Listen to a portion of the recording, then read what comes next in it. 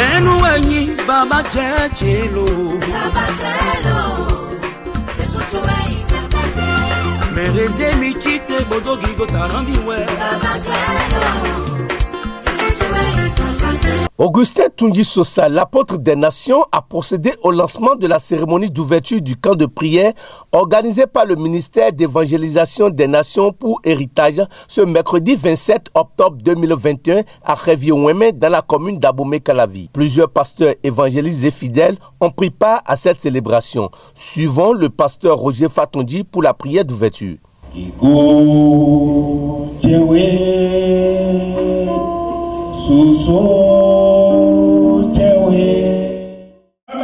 Jésus-Christ signe comme Maou, Maou, Amapaleto, Midopaloué, et sort, et quand tu es sans soudo, à San Ebetondi, Minawe Yei, Minawe Sukolo Kigoko, d'autres, tu es son, mais au plus le fit, un jour, au plus d'un Kigoro, quand tu es le diaga.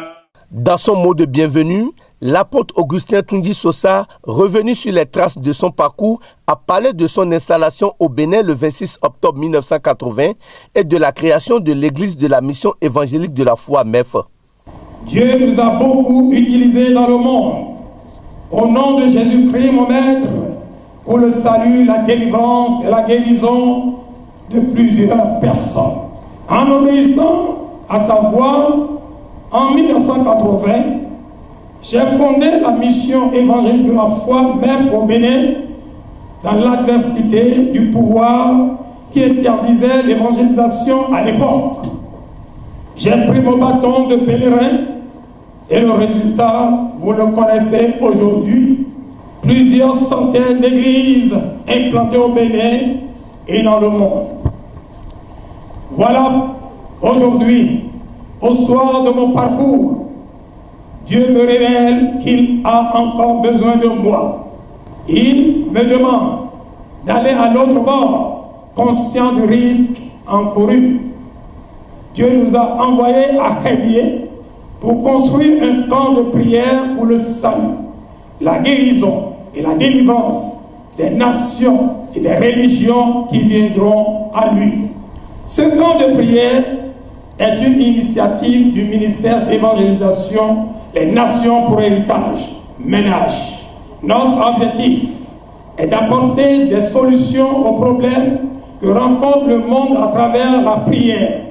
Notre objectif est de travailler pour l'agrandissement du royaume de Dieu.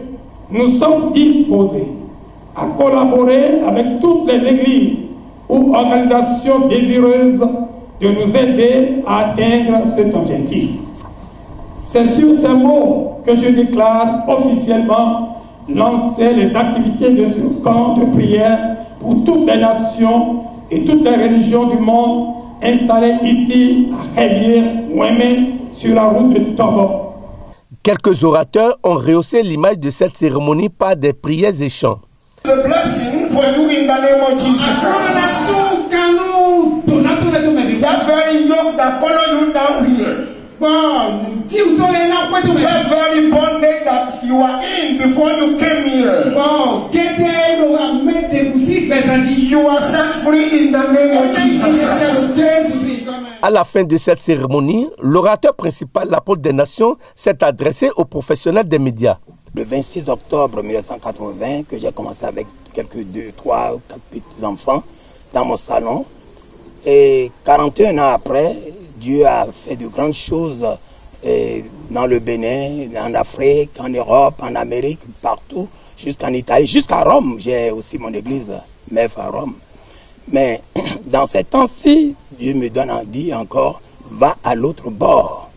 Et va à l'autre bord, qu'est-ce que j'ai fait? Et voilà, Dieu me dit, va, il m'a amené jusqu'à Révier pour créer un camp de prière. Ce n'est plus une église pour pouvoir rassembler les gens, pour prier pour eux.